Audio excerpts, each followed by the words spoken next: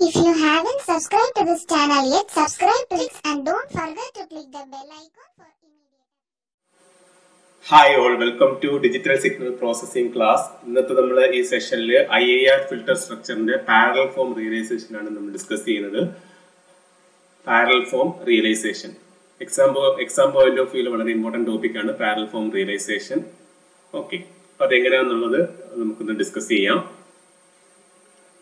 അതില് given system function h of z ന് നമ്മൾ പാരലൽ ഫോം റിയലൈസേഷനിൽ h1 of z plus h2 of z plus etc up to hn of z ഇങ്ങനെ some ഫോമിലേക്ക് നമ്മൾ convert ചെയ്യും. അതാണ് പാരലൽ ഫോം റിയലൈസേഷൻ ചെയ്യുന്നത്. ഇതുപോലൊരു സിസ്റ്റം ഫംഗ്ഷൻ തരികയാണെങ്കിൽ അതിന് നമ്മൾ h1 of z plus h2 of z etc ഫോമിലേക്ക് കൺവേർട്ട് ചെയ്യും. നോർമലി അത് ചെയ്യുന്നത് പാർഷ്യൽ ഫ്രാക്ഷൻ എക്സ്പാൻഷൻ മെത്തേഡ് വെച്ചിട്ടായിരിക്കും. പാർഷ്യൽ ഫ്രാക്ഷൻ എക്സ്പാൻഷൻ മെത്തേഡ് വെച്ചിട്ടായിരിക്കും നമ്മൾ എന്ത് ചെയ്യുന്നത്, ആ ഗിവൺ h0നെ h1 of z plus h2 of z ലേക്ക് നമ്മൾ കൺവേർട്ട് ചെയ്യുന്നത്. ഓക്കെ, അപ്പോൾ അതിന്റെ ഇമ്പോർട്ടൻസ് വെച്ച് കഴിഞ്ഞാൽ പാരലൽ പ്രോസസ് ചെയ്യുമ്പോഴത്തേക്ക് നോർമലി നമ്മൾ പാരലൽ സ്ട്രക്ചർ അല്ലെങ്കിൽ പാരലൽ പ്രോസസ് എന്ന് വെച്ച് കഴിഞ്ഞാൽ സ്പീഡ് ആയിരിക്കും ഇൻക്രീസ് ചെയ്യുന്നത്. അപ്പോൾ ഇത് വെച്ച് ഇംപ്ലിമെന്റ് ചെയ്ത് കഴിഞ്ഞാൽ സ്പീഡ് ഓഫ് പ്രോസസ്സിങ് ഇൻക്രീസ് ചെയ്യും. അതാണ് ഇതിന്റെ സ്പെഷ്യാലിറ്റി എന്ന് പറയുന്നത് പാരലൽ ഫോം റിയലൈസേഷൻ. ഓക്കെ, ഇതിന്റെ കേസിൽ സപ്പോസ് ഇത് ഒരു h ഉണ്ട്. അപ്പൊ നമുക്ക് ഇതിനെയാണെങ്കിൽ h1 of z plus h2 of z lake convert ചെയ്യാൻ പറ്റുമെന്ന് വെച്ചാൽ പാർഷ്യൽ ഫ്രാക്ഷൻ വെച്ചിട്ട് അതിനെ നമ്മൾ h1 of z plus h2 of z ഫോമിലേക്ക് ആക്കി. ഇപ്പം നമ്മൾ ഇതിന്റെ കേസിൽ പാരലൽ ഫോം റിയലൈസേഷൻ ചെയ്യുന്ന മെത്തേഡ് എങ്ങനെയാണെന്ന് വെച്ച് കഴിഞ്ഞാൽ ഫസ്റ്റ് നമ്മൾ എന്ത് ചെയ്യുന്ന വെച്ച് കഴിഞ്ഞാൽ ഈ h1 of z ഉണ്ടല്ലോ, h1 of z-ന് df2-ന് ഇംപ്ലിമെന്റ് ചെയ്യും. df2-ന് ഇംപ്ലിമെന്റ് ചെയ്യും. Implement h1 of z in df2. അതുപോലെ അതിന്റെ സ്ട്രക്ചർ നമ്മളിവിടെ വരയ്ക്കും. അതിന്റെ താഴെയായിട്ട് എന്ത് ചെയ്യുന്ന വെച്ച് കഴിഞ്ഞാൽ h2 of z ഉണ്ടല്ലോ, അതിനെ എന്ത് ചെയ്യും, ഈ df2-ല് നമ്മൾ ഇംപ്ലിമെന്റ് ചെയ്യും. ഓക്കെ, സപ്പോസ് ഈ h1 of z-ന്റെ സ്ട്രക്ചർ ഞാനൊരു ബോക്സിൽ വരച്ചിരിക്കുകയാണ്. അതുപോലെ ഇത് ഒരു ബോക്സിൽ വരച്ചേക്കാന്ന് വെക്കുക. ഓക്കെ, പാരലൽ പ്രോസസിന്റെ കേസിൽ നമ്മൾ എന്ത് വെച്ച് കഴിഞ്ഞാൽ ഇതിന് രണ്ടിലും കൂടെ അറ്റ് എ ടൈം നമ്മൾ എന്ത് എടുക്കും, ഇൻപുട്ട് അങ്ങോട്ട് കൊടുക്കും. ഇവിടെ ഒരു ഇൻപുട്ട് xn ഉണ്ടെങ്കിൽ എന്ത് ചെയ്യും, അതിന് രണ്ടിടത്ത് നമ്മൾ പാരലലി എന്ത് ചെയ്യും, അത് ഇൻപുട്ട് കൊടുക്കും രണ്ടിടത്തും. എന്നിട്ട് അതിന്റെ ഔട്ട്പുട്ട് ഉണ്ടല്ലോ, h1 of z-ന്റെ ഔട്ട്പുട്ട് അതുപോലെ h2 of z-ന്റെ ഔട്ട്പുട്ട് ഉണ്ടല്ലോ, അത് രണ്ടും കൂടെ എന്ത് ചെയ്യും, ആഡ് ചെയ്യും. ഒരു ആഡർ വെച്ചിട്ട് ആഡ് ചെയ്ത ഔട്ട്പുട്ട് y of n എടുക്കും. ഇതാണ് ഒരു പാരലൽ ഫോം സ്ട്രക്ചറിന്റെ ബേസിക് സ്ട്രക്ചർ വരുന്നത്. ഈ ഒരു ഫോമിലായിരിക്കും. എങ്ങനെയാണ് തന്നിരിക്കുന്ന h of z-ന് h1 of z plus h2 of z ഫോമിലേക്ക് കൺവേർട്ട് ചെയ്യണം. അത് by using partial fraction expansion വെച്ചിട്ട് നമ്മളത് കൺവേർട്ട് ചെയ്യും. അതിനുശേഷം h1 of z-ന് എന്ത് ചെയ്യും, df2 വെച്ചിട്ട് നമ്മൾ ഇംപ്ലിമെന്റ് ചെയ്യും. അത് ഈ ടോപ്പ് പോർഷനിലായിട്ട് വരയ്ക്കുക. അതിന്റെ സ്ട്രക്ചർ ആഡർ ഡിലേ എലമെന്റ് വെച്ചിട്ടുള്ള സ്ട്രക്ചർ വരയ്ക്കുക. അതിന് താഴെയായിട്ട് നമ്മൾ സെക്കൻഡ് ടേം ഉണ്ടല്ലോ, h2 of z ഉണ്ടല്ലോ, അതിനെ നമ്മൾ എന്ത് ചെയ്യും, df2-ൽ ഇംപ്ലിമെന്റ് ചെയ്യും. എന്നിട്ട് രണ്ടിന് ഇൻപുട്ട് ഉണ്ടല്ലോ, അത് അറ്റ് എ ടൈം കൊടുക്കും. അതാണ് ഇതിന് പാരലൽ പ്രോസസ്സിംഗ് അല്ലെങ്കിൽ പാരലൽ സ്ട്രക്ചർ എന്ന് പറയുന്നത്. ഇൻപുട്ട് അറ്റ് എ ടൈം കൊടുക്കും. എന്നിട്ട് ഓരോന്നിന്റെ ഔട്ട്പുട്ട് എടുത്തിട്ട് നമ്മൾ എന്ത് ചെയ്യും, ഈ സം ചെയ്യും. അതാണ് അതിന്റെ സ്ട്രക്ചർ വരുന്നത്. ഓക്കെ, അപ്പോൾ നമുക്ക് ഇതിന്റെ ഒരു എക്സാമ്പിൾ വെച്ചിട്ട് പറയാം. So given h of z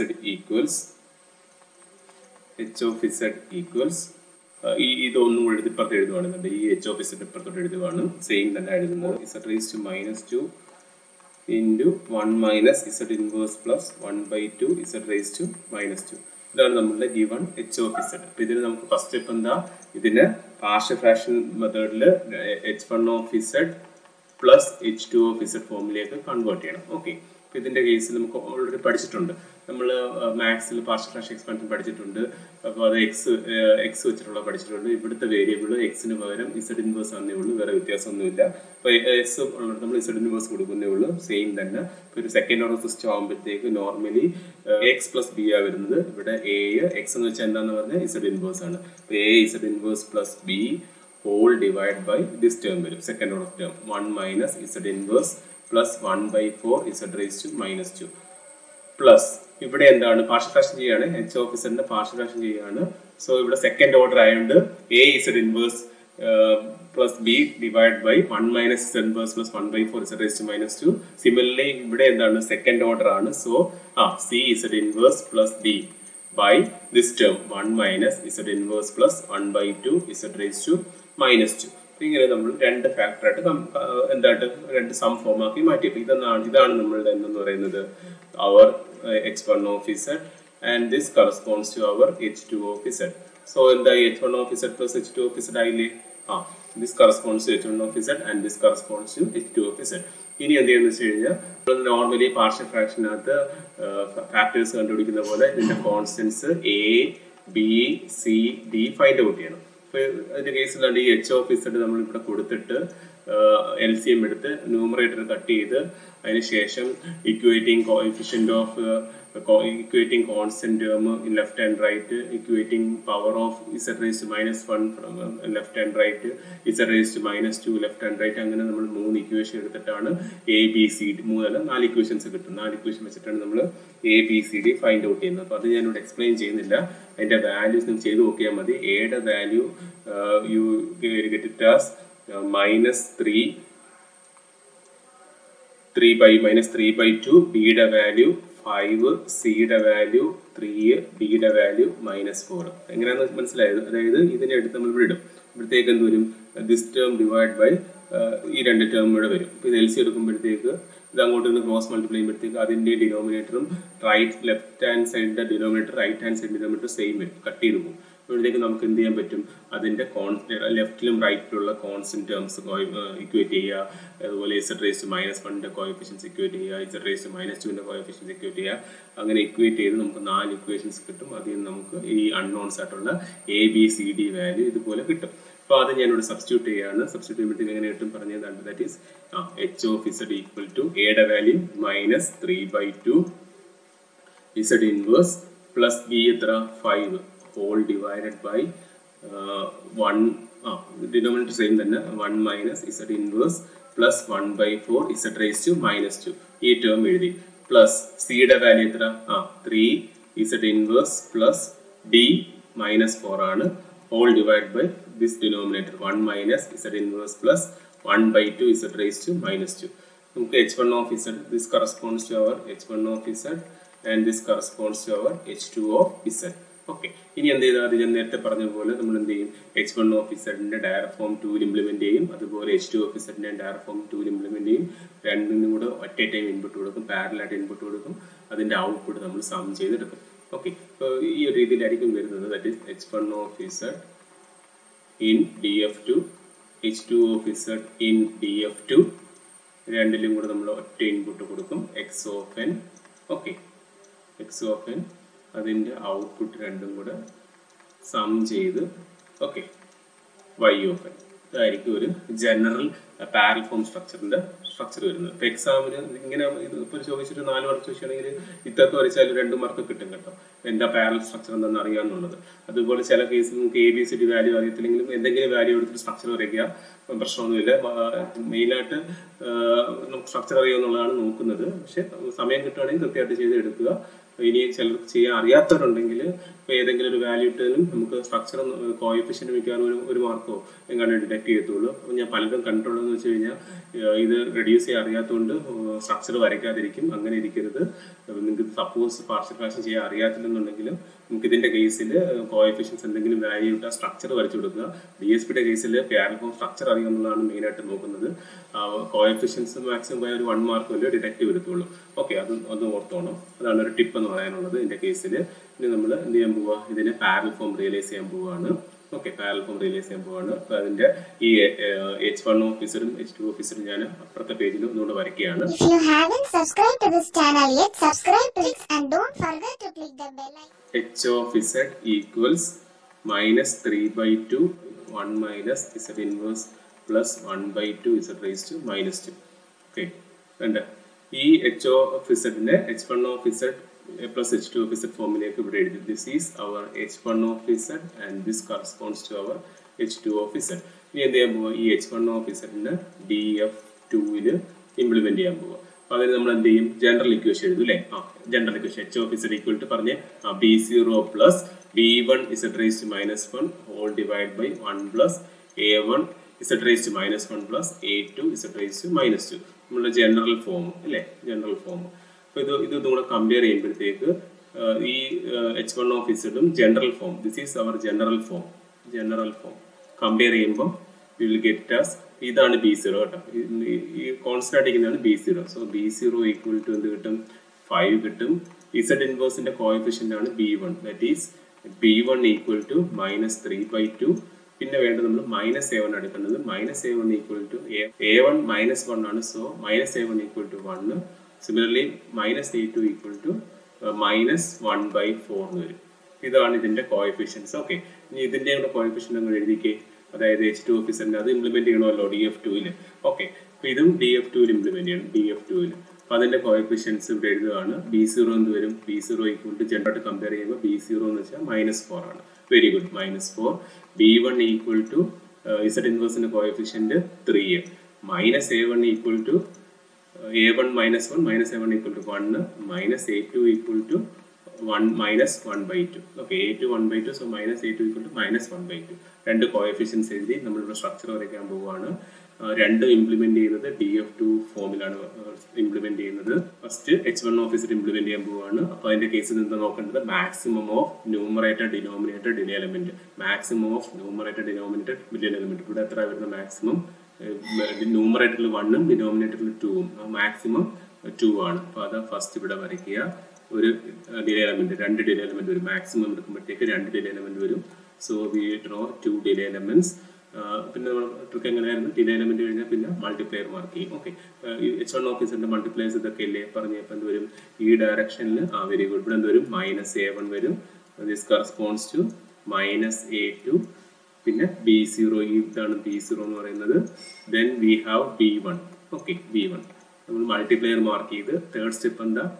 adder mark ചെയ്യും. ആഡർ ഈ രണ്ട് ഇൻപുട്ട് കൊണ്ട് ആഡ് ചെയ്തു. ഇവിടെ ആഡ് ചെയ്തു. ദിസ് ആൾസോ ആഡ് ചെയ്തു. ഇവിടെ ഇൻപുട്ട് ഉണ്ട്. ഓക്കെ, ഇതെല്ലാം നമ്മൾ ഔട്ട്പുട്ട് ആണ്. This corresponds to H1 in DF2. Okay അല്ലേ? ഇനി നെക്സ്റ്റ് എന്ത് ചെയ്യുക? ഈ സെക്കൻഡ് H2 ഇതുപോലെ ഇംപ്ലിമെന്റ് ചെയ്യുക. അപ്പം ടോപ്പിലും ബോട്ടലിലോട്ട് വരയ്ക്കുക കേട്ടോ. പാരലൽ വരുമ്പോഴത്തേക്ക് ടോപ്പിലും ബോട്ടത്തിലോട്ട് വരയ്ക്കുക. അപ്പൊ ഇത് നമ്മൾ ഇംപ്ലിമെന്റ് ചെയ്യാൻ പോവുകയാണ്. ദാറ്റ് ഈസ് H2 ഇംപ്ലിമെന്റ് ചെയ്യാൻ പോവാണ്. Maximum of numerator denominator delay element എന്ന് പറയുമ്പോൾ ഇതിന്റെ കേസിൽ ന്യൂമറേറ്ററിൽ 1ഉം ഡിനോമിനേറ്ററിൽ 2 ആണ്. അപ്പൊ എന്ത് ചെയ്യും? മാക്സിമം 2 വരും. ആ രണ്ട് ഡിലേ എലമെന്റ്സ് നമ്മളിവിടെ മാർക്ക് ചെയ്യുക. Z inverse second Z inverse mark ചെയ്യുക. ഓക്കെ, ഇനി നെക്സ്റ്റ് എന്താ ചെയ്യുന്നത്? മൾട്ടിപ്ലയേഴ്സ് മാർക്ക് ചെയ്യണം. ഓക്കെ, മൾട്ടിപ്ലയേഴ്സ്, ഇതിന്റെ multipliers ഇതൊക്കെയാ. B0 B1 -A1 -A2. -A1 ഈ ഡയറക്ഷനിലാണ് വരുന്നത്. -A1 -A2 ഈ ഡയറക്ഷനിലാണ്. -A2 പിന്നുള്ള എന്താ? B0 B1 B0 then B1. Okay, ഇനി ഡിലേ എലമെന്റ് വരച്ചു, മൾട്ടിപ്ലയർ വരച്ചു. തേർഡ് സ്റ്റെപ്പ് എന്താ? ആഡർ മാർക്ക് ചെയ്യും. ആഡർ മാർക്ക് ചെയ്യാണ്. രണ്ടും കൂടെ ആഡ് ചെയ്തു. ഇവിടെ ഒരു ആഡർ വരും. ആഡ് ചെയ്തു. ഇവിടെ ഒരു ആഡർ വരും. ഇത് രണ്ടും കൂടെ ആഡ് ചെയ്ത് ഔട്ട്പുട്ട് വരും. ഇത് നമ്മൾ ഇൻപുട്ട് വരും. ഓക്കെ, അപ്പോൾ ദിസ് കറസ്പോണ്ട്സ് ടു എന്താണ്? H2 DF2 സ്ട്രക്ചർ ആണ്. ഇനി എന്ത് ചെയ്യുക? അതിന്റെ വാല്യൂസ് നമുക്ക് ഇവിടെ സബ്സ്റ്റിറ്റ്യൂട്ട് ചെയ്യാം. ഫൈൻഡ് ഔട്ട് ചെയ്ത് വെച്ചിട്ടുണ്ട് കോഎഫിഷ്യൻസ്. B0 വാല്യൂ എത്ര? 5. B1 വാല്യൂ എത്ര? -3/2.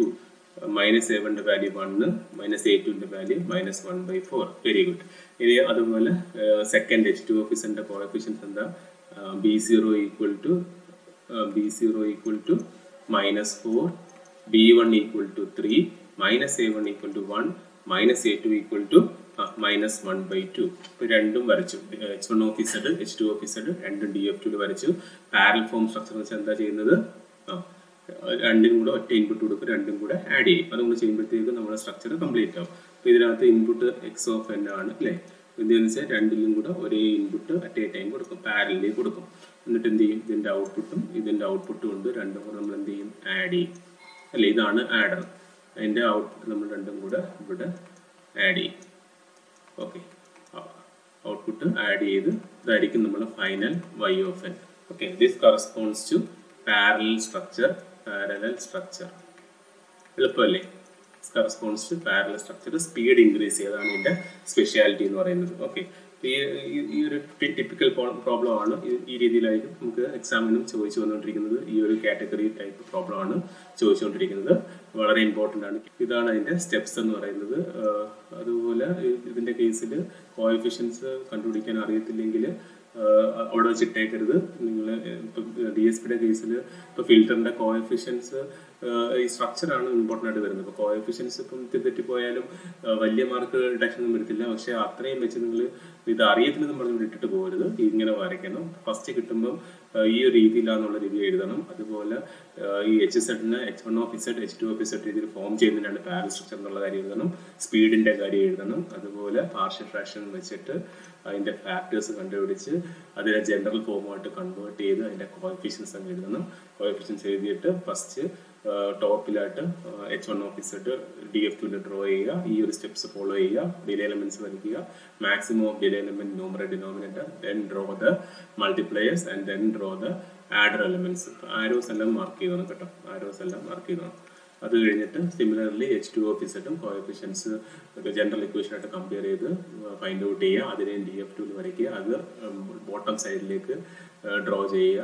അതിലെയും ഡിലേ എലമെന്റ്, മൾട്ടിപ്ലെയർ, ആഡർ ആ ഫോമിൽ വരയ്ക്കുക. ആ ഒരു ഓർഡറിൽ വരയ്ക്കുക. ഇപ്പോൾ ഈ കോഎഫിഷ്യൻസ് എഴുതുമ്പോൾ നമുക്ക് അറിയാൻ പറ്റും ഏതൊക്കെ മൾട്ടിപ്ലെയേഴ്സ് ആണ് ഉള്ളതെന്നുള്ളത്. ഫൈനലി രണ്ടിന്റെയും കൂടെ ഇൻപുട്ട് അറ്റ് എ ടൈം കൊടുക്കുക. ഔട്ട്പുട്ട് രണ്ടും കൂടെ സം ചെയ്ത് കൊടുക്കുക. This corresponds to parallel form realization. ഇപ്പം എക്സാം പോയിന്റ് ഓഫ് വ്യൂല് ഇത് ഒന്നെങ്കിൽ ഒരു 5 മാർക്സിന് ചോദിക്കും. പാരലൽ ഫോം റിയലൈസേഷൻ ഒരു സിസ്റ്റം ഫംഗ്ഷൻ വന്നിട്ട് ചില കേസിൽ ചിലപ്പം ഡിഫറൻസ് ഇക്വേഷൻ ആയിരിക്കും തരുന്നത്. അപ്പം അതിന്റെ സിസ്റ്റം ഫംഗ്ഷൻ ഫൈൻഡ് ഔട്ട് ചെയ്യണം. അതിന്റെ വീഡിയോ ചെയ്തിട്ടുണ്ട്. ഓക്കെ, അതൊന്ന് വാച്ച് ചെയ്യുക. അതുപോലെ DF2 സ്ട്രക്ചർ എങ്ങനെയാണ് വരയ്ക്കുന്നത് എന്നുള്ളതിന്റെ ഒരു വീഡിയോ ട്രിക്ക് വെച്ചിട്ടുള്ളതുണ്ട്. അതും നിങ്ങളൊന്ന് വാച്ച് ചെയ്യുക. അതിനുശേഷം ഇത് വേണമെങ്കിൽ SI ടൈപ്പിൽ ഇപ്പോൾ ഒരു സിസ്റ്റം ഫംഗ്ഷൻ വന്നിട്ട് implement in DF1 DF2 cascade parallel അങ്ങനെയും ചോദിച്ചിട്ടുണ്ട്. അപ്പോൾ ഈ ഒരു ടോപ്പിക് എന്ന് വെച്ച് കഴിഞ്ഞാൽ DSPയുടെ കേസിൽ ഫിൽറ്റേഴ്സ് വളരെ ഇമ്പോർട്ടൻ്റ് ആണ്. അതായത് DSPയുടെ ഹാർഡ് പോർഷൻ എന്ന് പറഞ്ഞാൽ ഫിൽറ്ററാണ്. അതിനകത്ത് റിയലൈസേഷൻ വളരെ ഇമ്പോർട്ടൻ്റ് ആണ്. ഒരു 95% യൂണിവേഴ്സിറ്റി ക്വസ്റ്റ്യൻസിനും ആസ്ക് ചെയ്യുന്ന ടൈപ്പ് പ്രോബ്ലംസ് ആണ് ഈ ഡിസ്കസ് ചെയ്ത parallel. Okay, thank you. If you haven't subscribed to this channel yet, subscribe to it